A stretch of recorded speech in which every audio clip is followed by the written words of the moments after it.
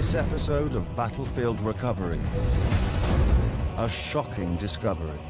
These people look like they've been just thrown in a village with a bloody past. She actually got executed. She got executed. The Eastern Front of World War II, where Hitler and Stalin's armies fought to the death. Millions of soldiers and their weapons still lie rotting under the battlefields where they fell. 4 men determined to combine their skills and unearth this history. Craig, military tactics. I'm a historian and a military officer. That's a bunker. When other people see fields and trees, I see a battlefield. I see fighting positions. I see fields of fire. Chris, gadgets. Digging is like a science. Didn't I say the ground felt hollow? It's knowing your terrain, your target, and most of all, your kit. Would you bury a dead body right outside your door? Stephen, relics and rust. Look at the condition of that. Give me a piece of World War II scrap, and I can identify what it was, who made it, and in what year. This is the fellow we're looking for. And Adrian, the man with the Eastern Front in his blood. That is the German uniform. I'm half British and I'm half Polish, and to me, these things are personal. I literally got goosebumps on my back. Their mission, to save history from the ground before it's lost forever. Let's get digging.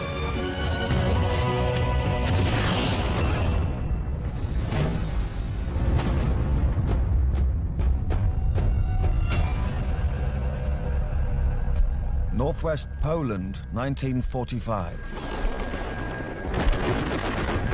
6 months after Stalin first launched his assault from the east, Hitler's army was on the run.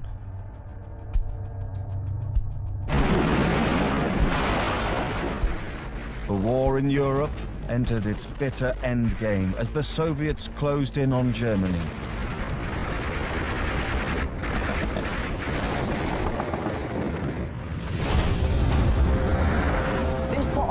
Was hit very hard. We're close to Germany, so Germans were defending a lot stronger than anywhere else. The team is in western Poland on the way to the strategically vital city of Poznan. In early 1945, Hitler designated it a Festung city, a stronghold to be held at all costs. Right on the border, so the last defence line before Russians crossed over to Germany. Ringed by 18 Prussian forts, the city was defended by a scratch army of 15,000 men, including officer cadets, old men, and boys as young as 16. Some of the most horrific scenes you can imagine happening around this area, and the memories are still very, very fresh. The team's mission? To get the remains from this epic battle saved for history.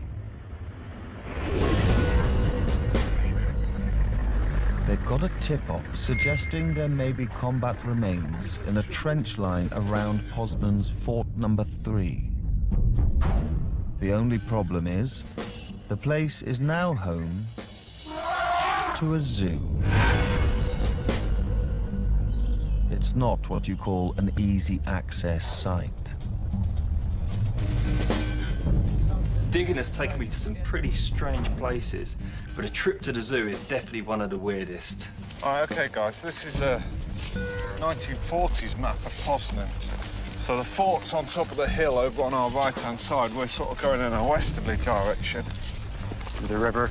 Yeah, there's the river, yeah. And there was trenches all around the fort, so the fort's up there. I think we'll go up this road and just see if we can see any trench lines, because the trenches surrounded the fort.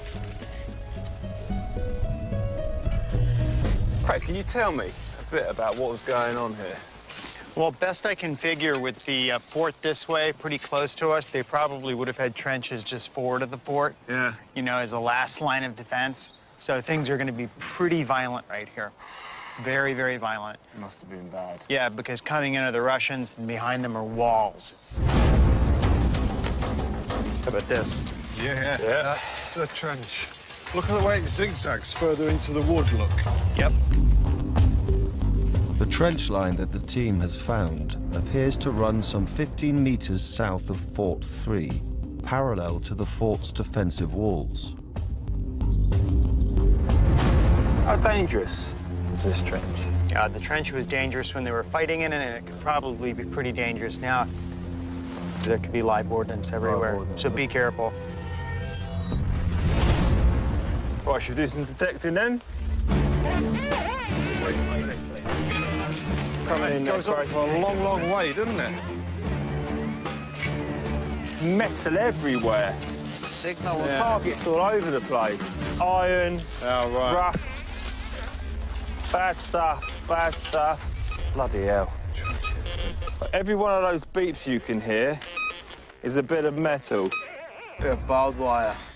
Yeah, and I can imagine that that's why we're getting loads of targets. That barbed wire is just going to cover the circumference all the way through, and that's why we're getting so much stuff. We're going to need to get the excavator in for this one.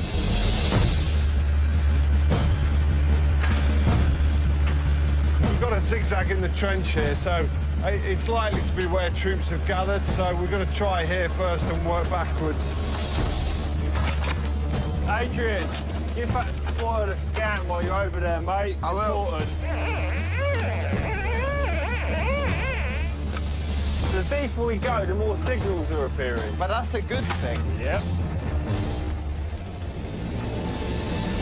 The trench has all the makings of an important excavation site, but the team soon hits a problem. It's very sandy.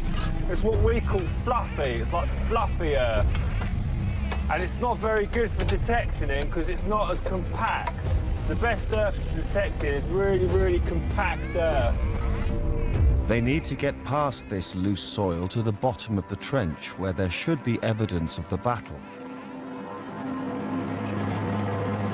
This is really tough down here. Yeah, I It's think compact down there. I think it's all of a sudden the soil has changed. It was really fluffy in the beginning, and now it's compact. So, I mean, it doesn't seem deep enough, but it seems like we're at the, near the bottom. Yeah, I'm getting signals, mate, but none of the ones that I want. I'm a little confused. I'm thinking, should we keep digging or just move on? But then everyone has a different opinion. Look how he's standing now. This isn't a trench that's going to be any use to anybody. It's far too shallow. We've got to go a lot deeper. But he's not bringing any mud up. He's bringing up a lot of levels of dust. I know that, Chris. Can I maybe get your map and walk around a bit? We were so excited. We were going to find tons of stuff. You know what we found? Nothing. Not one single bullet. Having had no luck in the trench, the team decides to investigate the nearby fort.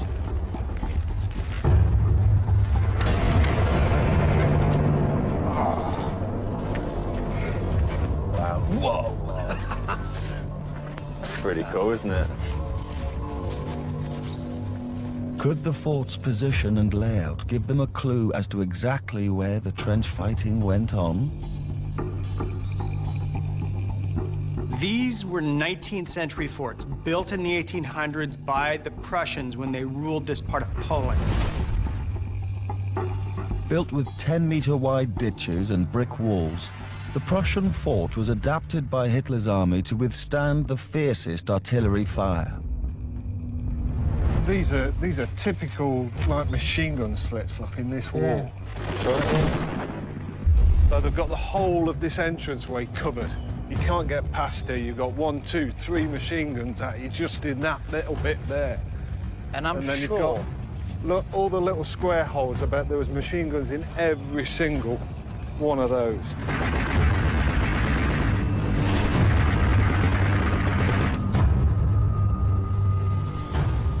They had moats, but no water. The reason they have moats is because they're difficult to traverse. They're killing fields, basically.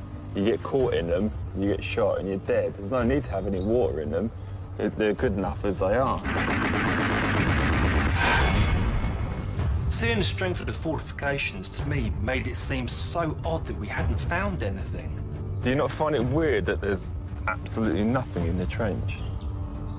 But to battlefield expert Craig, the fort's layout is beginning to suggest an answer. I don't find it weird at all, actually. Why? Because it was basically when the Russians were coming from the east to the west and they came upon resistance, they stopped and then went around. Watch this. If you go up this,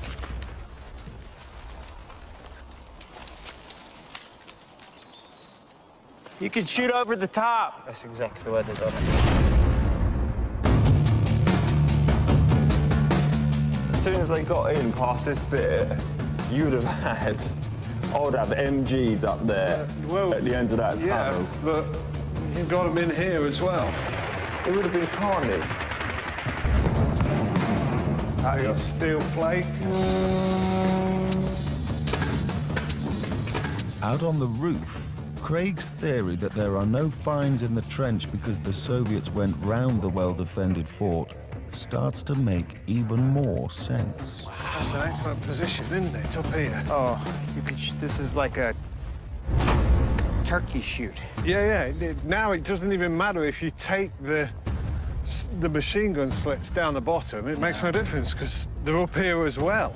You could throw grenades. Yeah. There's no way any Russian's gonna get inside this fort without a lot of effort.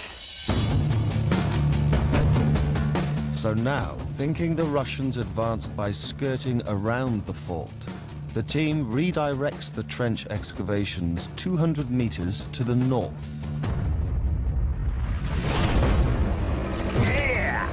Guys, should we just start here on the bench? Yeah. Tu możemy już zaczynać kopać. Yeah? I tell you what, it's very, very loose soil, isn't it? It is, isn't it? Come but hope. Right, how far are we going down? Oh, we want to go down about chest high. Your eyes play tricks, don't they? do. They do. Hear that grunt? Okay, can you stop, please? Stop.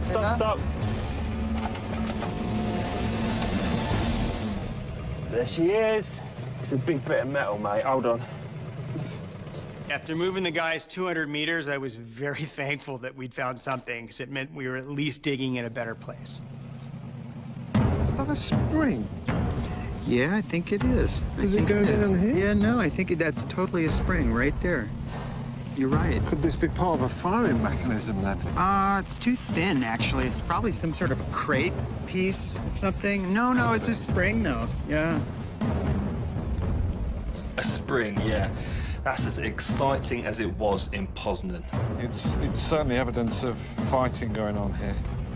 It's come right from the bottom. I agree. This one rusty relic suggests, yet again, the team's hit trench bottom. Well, what about depth now, then? Still a bit high, isn't it? It is, isn't it? Look down here for a second. So basically, whoever was in this trench was likely taking shots at whoever was on the other side of that low ground, okay? Yeah. This could have been a hasty, shallow trench because people would be laying here, firing over it. The mystery here is, why are there no relics? This is a trench. It's obviously a trench. There was a big battle here. Where the hell are the relics? If they were attacked here and maybe the Russians were probing them and discovered that, hey, wait a minute, this is really not a good idea to attack in this place, and they just went south, for example, to come around, the Germans would have had time to pick up what they had here and, you know, retreat and fall back to the fort. They may have found nothing so far, but undeterred, the team starts one last trawl of the trenches. There ain't nothing down there. There's nothing down there. At the fort, Craig checks out the kind of artifacts the museum has collected and the team should find in the trenches. Wow, okay. So you found all of this stuff in Poznan? Yes. Everything. Helmets, weapons, field gear, everything. That's incredible. I've seen all this stuff, but never in one place and knowing exactly where it came from. I've got an idea. Watch this. Here. Put this helmet here. Put these boots. Yep, I need a uniform. Okay, we got a uniform, gas mask. How about a pair of pants? Perfect, thank you. Okay, what else do we need? Everybody needs a Panzer pouch. This is great. It's carrying a field telephone. Bayonet right there, yeah. Perfect. Stick that in here.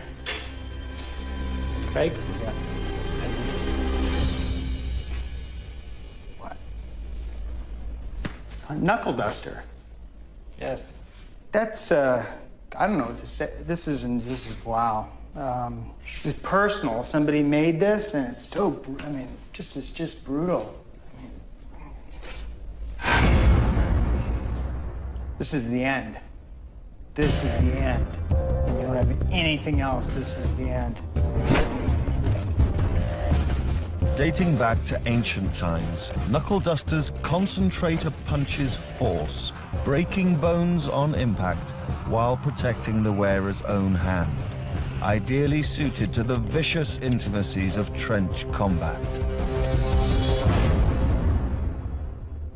You know, now you're starting to get a picture of what a soldier fighting in Poznan would be wearing.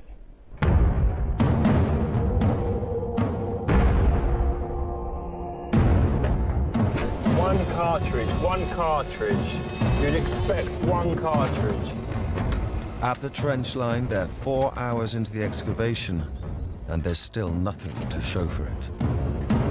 We had such high hopes for this area, but there was absolutely nothing.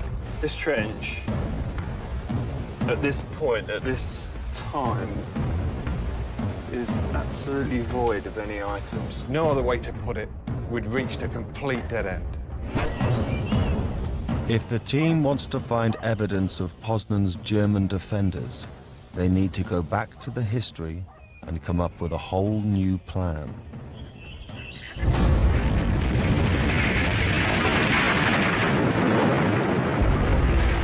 By the middle of February 1945, it was clear the old Prussian forts could not hold out against the fast-moving Red Army.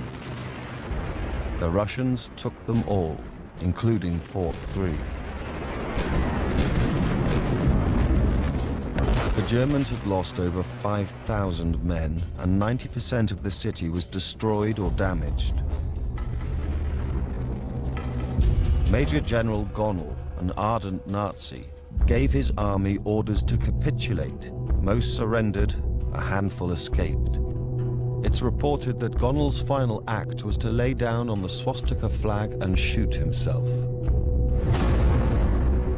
Cut off to the west by Red Army troops who'd surrounded the city, the escapees fled north into the Polish countryside in small groups, hoping to make it back to Germany.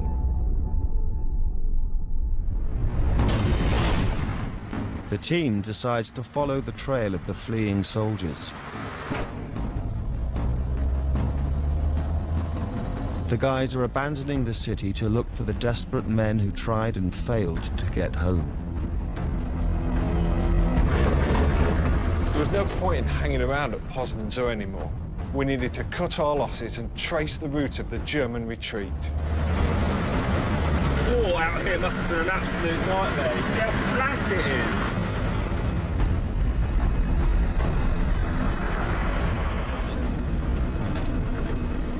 A tip-off about possible dead German soldiers takes them to the village of Sabka, not far from the old border with Germany. The guys are the soldiers retreating from the Battle of Poznan, going back to Germany. Right, okay. And they've been killed somewhere on the way back.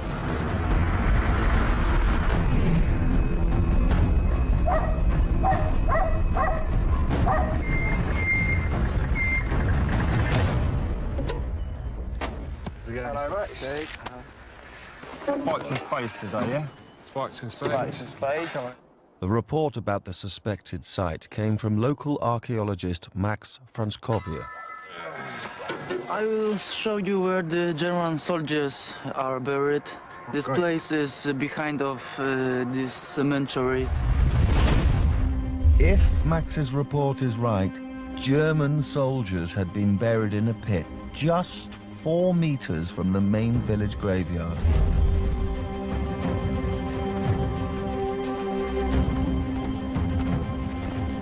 Okay, should we do a bit of investigation then? Stephen, Chris and Adrian start exploratory digs. Battlefield expert Craig sets off into the countryside around the village, scoping the area for clues as to what might have happened here in early 1945.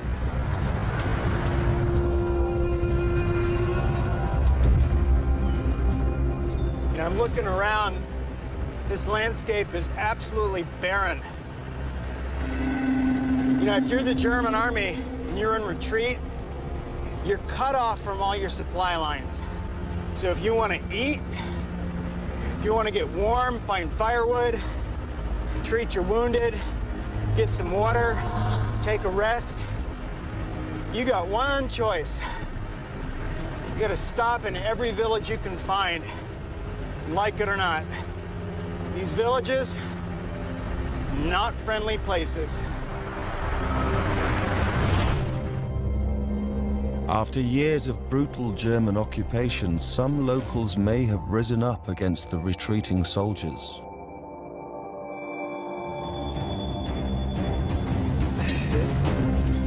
Have a feel.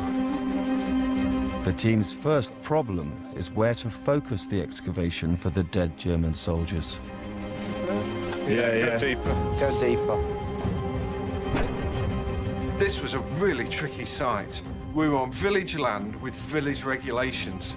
We couldn't just dig where we wanted to. What's that you got? Something very, very hard. Is it? Just move the spike. Oh, hold on. Yeah, as well. What we're doing is we're looking for empty space beneath us. Because it looks like that's where the soil has been churned and turned over and where people have, like, put it back in again. So you're looking for empty space. Yeah, but look, it's there as well. Time to get the jacket off. It was a massive area, so we're definitely looking at a lot of spade work. Right, so that's another big gap down, that whole area, yeah? But just how big could this site be? It's here. You got the line there, and the line here. So Oh, yeah. Supposedly, Got a stretch. should be here. Start digging there. Dig, Stephen? dig. Dig it.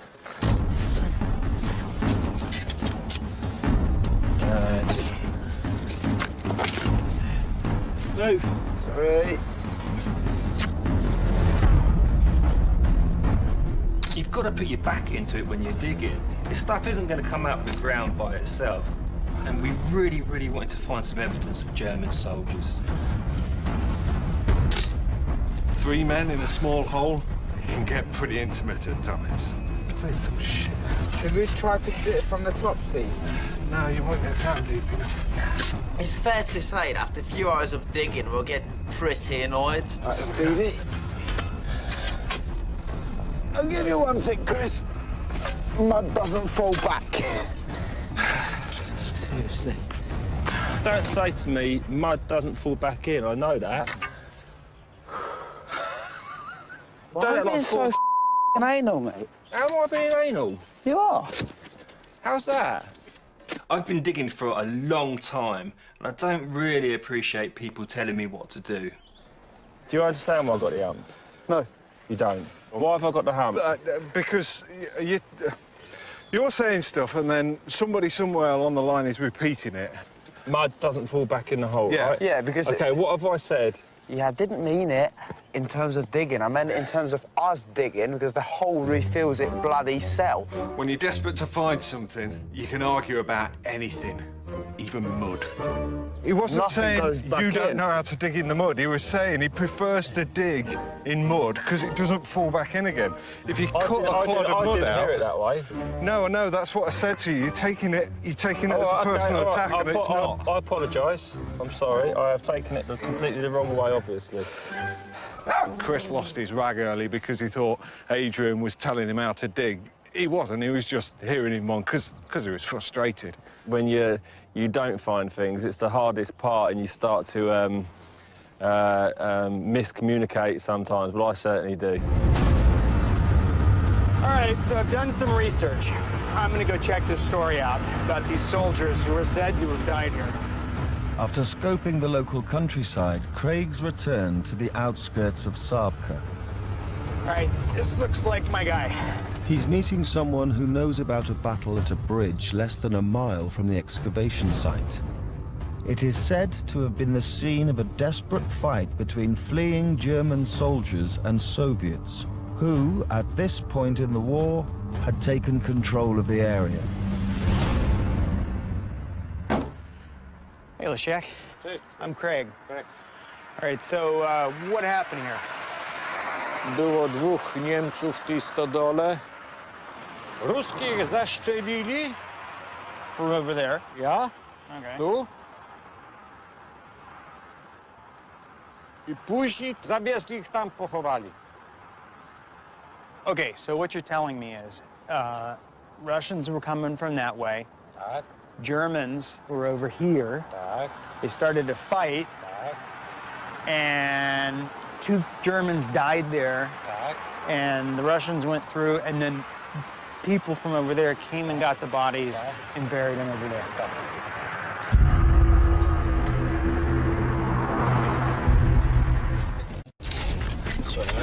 Can't get a good angle here now. We'd been at it for 3 hours, and personally, I was worried this was going to be another Poznan.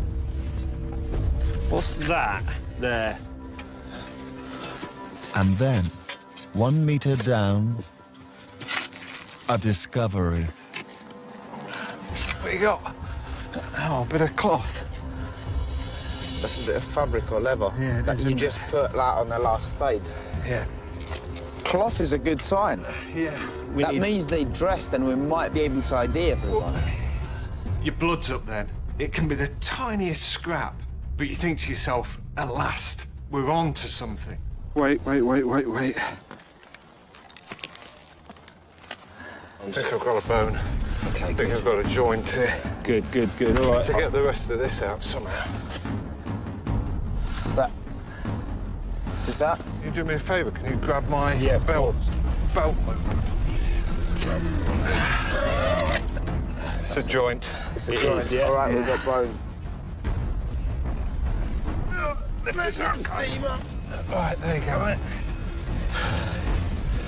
Right there. So you got the joint coming off the top end. At last, we'd found a bone. It's always very sobering when you find human remains. But what drives you on is the knowledge that you're going to get these people a decent burial. All right, so you're going to start there. The guys may have found a body, but now the really hard work begins. It's weird to see what it's going to look like. You can just actually see the size of the hole that was dug. Remotivated by their discovery of a piece of bone, the team now needs to work out the width and depth of the pit. Have we got to dig this hole ourselves, guys, or...? It's time for extra muscle.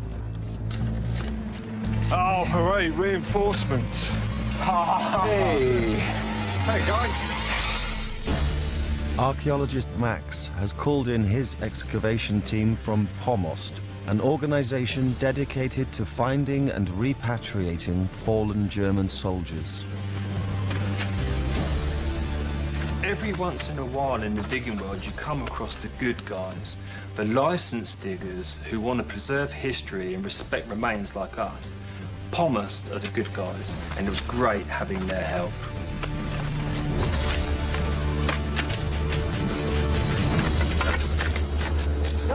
So what we're doing at the moment is we're cleaning another layer of soil because the grave is deeper than where we are. But it is really hard work, really hard physical work.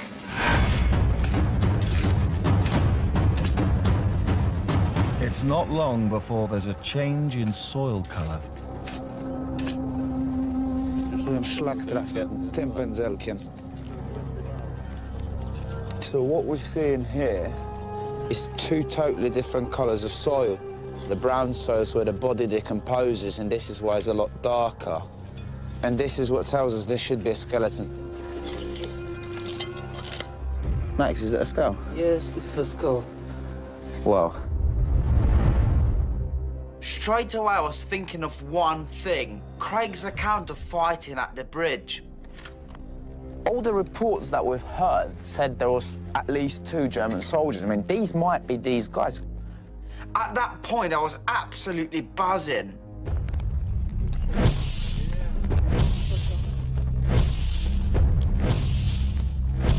We're cleaning the body, and now we know there is at least another body right underneath it. We've got a shoe. There is something that looks like a wallet. And then a belt buckle there, but it needs more cleaning so we can exactly distinguish where it is. Could these items tally with Craig's account of the Russian and German fighting at the nearby bridge? That person here is, from what we presume, a soldier. We measured how tall the person was, and it was roughly 175 to 180 centimetres tall. And, I mean, we've got 2 more skulls there. That one is crunched. It's got a hole in it. Could be a battle wound. And, I mean, from what we know, I mean, this was probably a young fella, probably roughly in my age, and, you know, he never made it back home. He had to fight, and he died. Oh, look what we've got here. Knife? Yeah, it's a knife.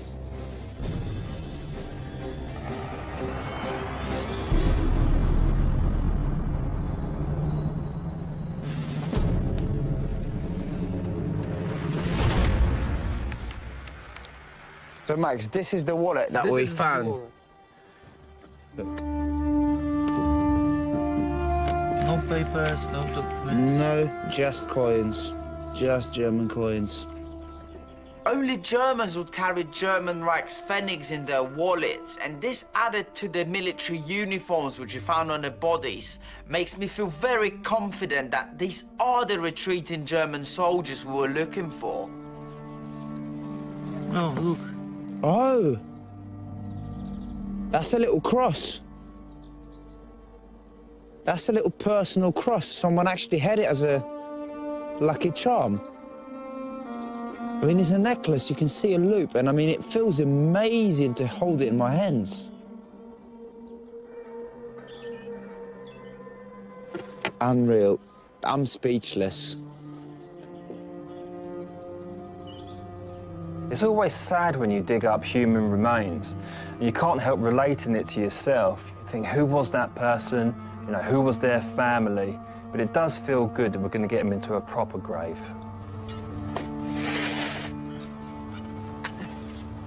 And then, as the team digs down deeper into the soil,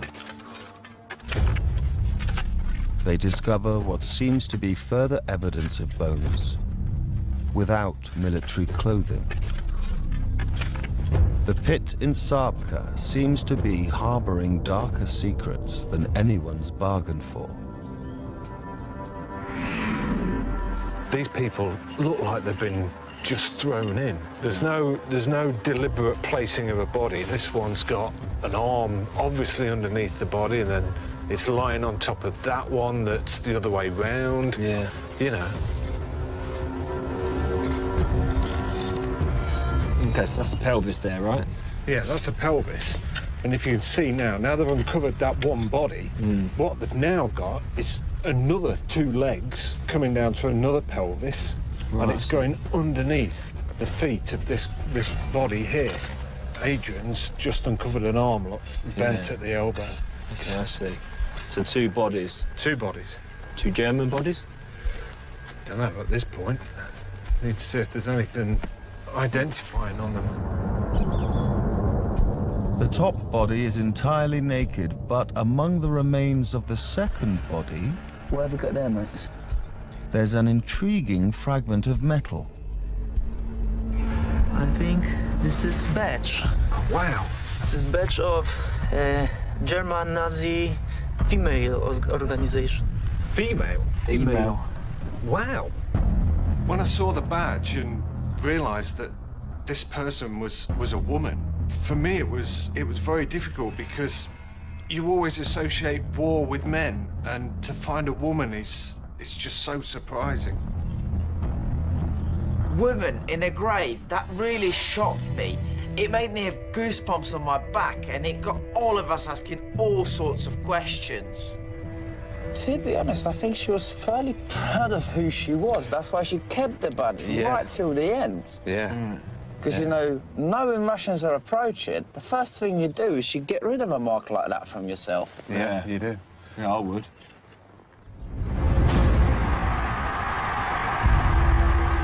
The Nazi Party classified everyone. Not only the so-called under-races, such as Poles and Jews, but even their own.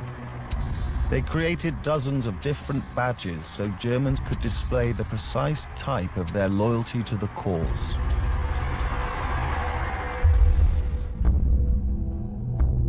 The woman's badge is one of two very similar Nazi designs. It's either a Frauenwerk badge, worn by millions of war workers, or it's the rarer Frauenschaft badge, worn by trained Nazi propagandists.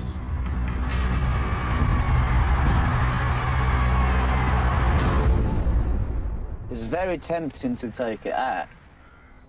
With the light fading, there's just time to remove the badge. The bones of the two skeletons will have to wait. Look, Adrian, I've just cleaned up this badge.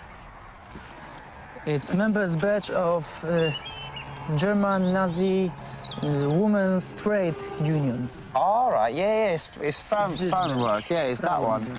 It's the smaller one, isn't it? Because they 1-to-1. It's a smaller tip. Yeah, yeah. We had a suspicion that it might have been that badge, and if that was that badge, she would have been a totally different person. Yes. If she was a Frauenschaft, then she would be a doctrinator of Nazi ideology, basically. Yes. She would go around and teach mothers how to be good Nazi mothers to their kids. But she wasn't. She wasn't. She was just a factory worker. It's been a day of deepening mysteries. Not only evidence of German soldiers in the pit, but civilians too.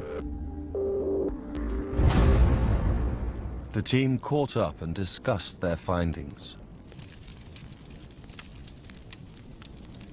So we found a woman, and she had a very interesting badge. Yeah.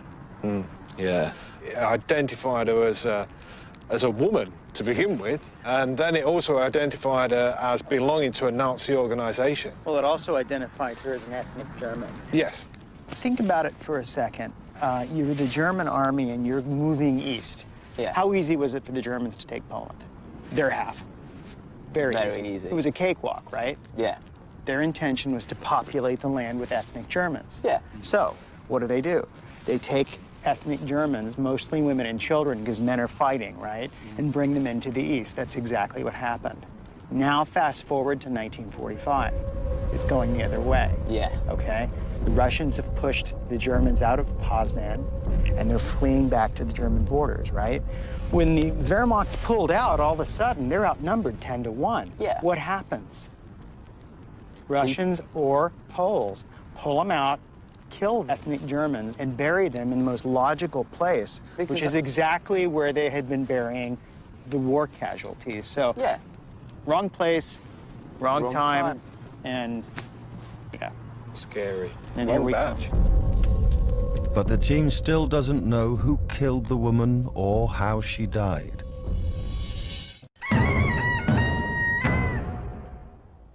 Craig sets off to investigate what happened as German civilians fled from Stalin's Red Army. The excavation team begins the work of removing the woman's remains. Now we can see the lady's face, pretty much, for the first time in 70 years. It's bizarre, isn't it? She's got false teeth. Oh. Yeah, she has got a denture. Oh, yeah, she has. She's got a denture. She's got a plate in there. Look. Yeah. The teeth that we have got remaining, you know, they are in pretty good shape. Yeah. But the denture and the general sort of the way the teeth look suggests that she was a middle-aged person. Yeah. The German woman in Sabka's pit probably paid the price for staying behind at the end of the war. But what about the German civilians and soldiers who tried to flee? Craig is following one trail to the river Nortich, the one-time border between Poland and Germany.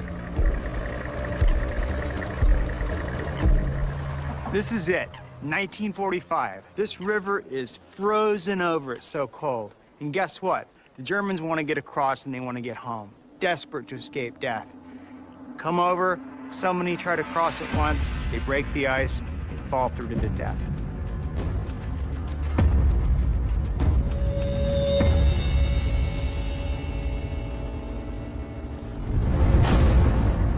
And as the team begin to clean up her skull, her story is about to take an even darker turn. That hole then. I think the hole is pretty telling, really, isn't it? Yeah. That looks suspiciously to me like a bullet hole, like between the eyes. It is a bullet hole. Definitely. So we know this is a woman. Yeah. She's German. Yeah. She's a member of the Nazi Party. Yeah. And we know how she died. Yeah. So this woman, what do we think she was working nearby? Or No, she must have been living somewhere close by, and Yeah. you know, she wasn't just, you know, she didn't hang herself or nothing. She actually got executed. No, she got executed. Yeah.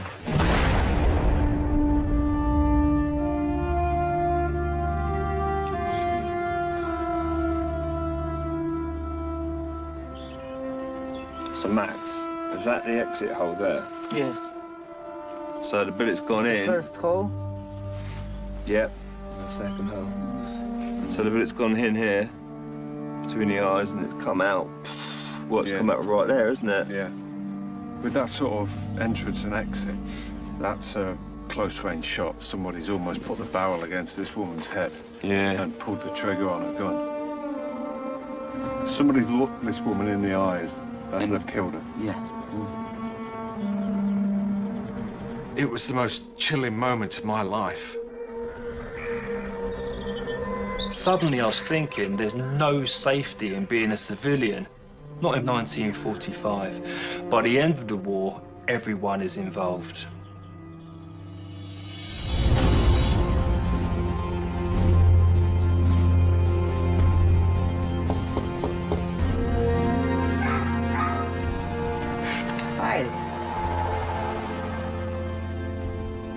Craig's tracked down a person in the village who might confirm his theory about what could have been going on in Sabka in 1945.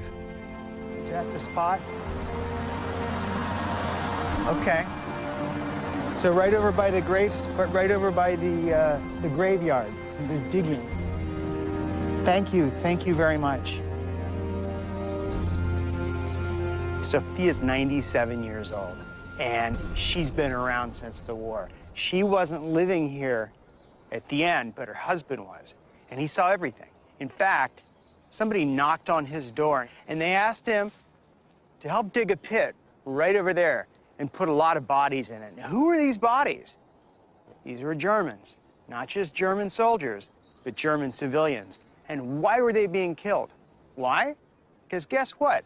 They had been the winners on the way in 1939. Now they're the losers. They're an army in retreat, and anybody who's German is about to pay a price for everything that happened. I got it. Finally. This wasn't Russian soldiers firing on German soldiers. this was darker, and it took us right into the heart of what was happening in villages across Poland in 1945.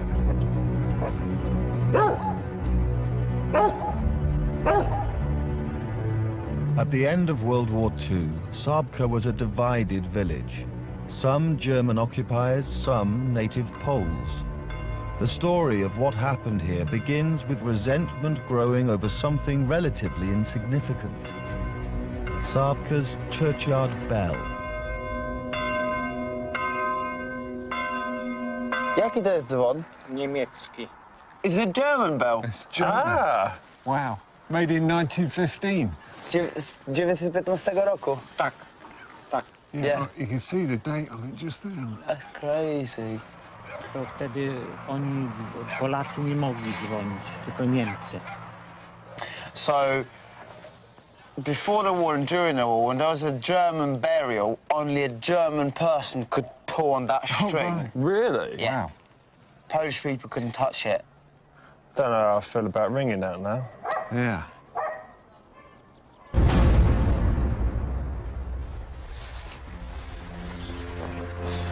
But as the war progressed, small slights grew into violent oppression of the Polish inhabitants. By 1945, horrific acts of brutality were said to have been carried out by the Germans in the most sacred place of all, the village chapel. Leszek, opowiesz nam, co się działo tutaj podczas wojny, w tej kaplicy? Tak.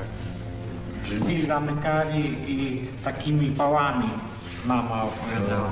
Chociaż słyszeli to. Niemcy. So Leszek just said that, you know, right at the end of the war, just before it ended, Germans used to capture random Polish people, you know, and they weren't just adults. There were kids, there were women.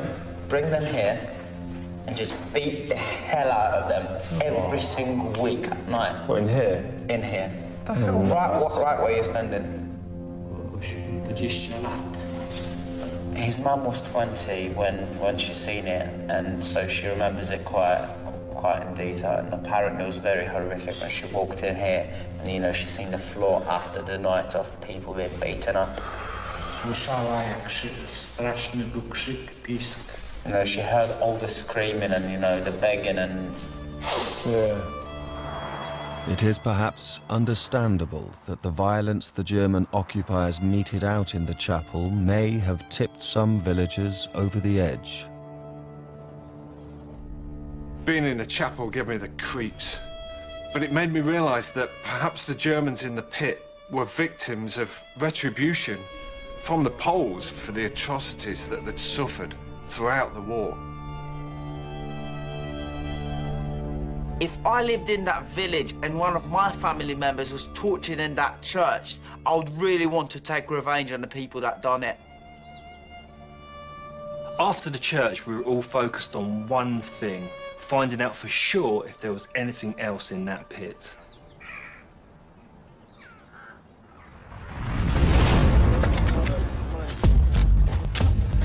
The team now want to know what secrets lie even deeper at the bottom of the pit. Craig heads back out on the road. What else was going on that might give context to what happened at Sabka in 1945? You know, I'm starting to find out what happened in this village. It's not an isolated incident. It happened all over Poland. For example, there's this town called Malbork, where they recently found about 1,000 Germans, many of them executed, all buried in a pit behind a castle in town.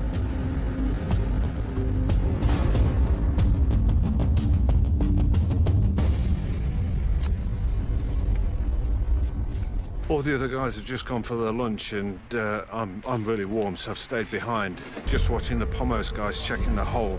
And they've uncovered what, to begin with, I thought might be a lady's handbag or something. And there's a lot of chatter going on down there now, just trying to work out what it is. Almost looks like a plastic nappy, the outer layer to a plastic nappy. Guys, you need to come and have a look at this. What you got, mate? What is this, TV? It's my worst nightmare. Oh. Is that what I think it is? Yeah. Oh, Lord. Up the top looks like some sort of woolen shawl or something. You can see the strands coming off. This almost looks like a rubber nappy, pair of nappy pants, you know, that you pull on. And then either a shoe or some stockings or something. I feel more angry than sad, I think. What did that child do to deserve that? Well, nothing. I don't think I can stay in here, guys, to be honest. No, I can't stay in here, guys. Yeah, I've had enough, you know.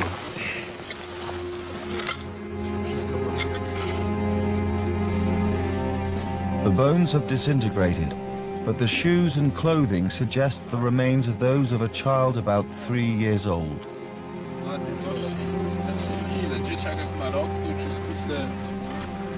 I mean, you talk about innocents getting caught up in the war. You can't get any more innocent than a baby.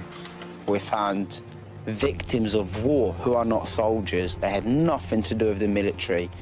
They just died for being here, just in the wrong place at the wrong time. I'm just gonna relate it to...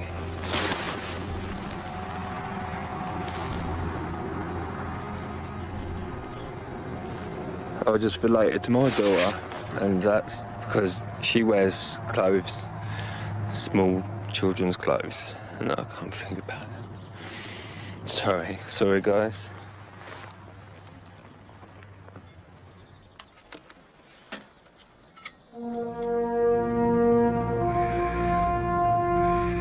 It's estimated that some 100,000 German civilians were killed by the advancing Red Army and in reprisals as they tried to return home to Germany, paying the price for the Nazis' war. Some of their remains lie alongside soldiers in military graveyards, like this one, close to Sabka. All right, this is it. 12 rows of graves in front of me. Mass graves to my left, mass graves to my right, graves everywhere. There's 13,000 dead German soldiers and civilians right here. This proves Sabka was not an isolated incident. It happened all over Poland at the end of the war. This book's got page after page after page, all German names. Eichsberger, Eichenlaub, it just goes on and on. You know what? They're all 1945. 1945, 1945, 1945, 1945, 1945, 1945, 1945. It's a waste, isn't it? 1945, 1945, whole book, dead people, 1945. It's been an extraordinary excavation in Poland. It started in Poznan with a hunt for evidence of fighting and ended with a dark story of occupation, liberation, and revenge. Sabka was one of the most difficult digs I've ever been on. For me, it wasn't about World War II relics anymore. It was about a people rising up and taking vengeance on the people that had oppressed them. In total, Pomost has exhumed, processed, and formally buried 36 bodies from the Sabka pit. I still think about the dig. What I don't understand is why would you kill a lady and an innocent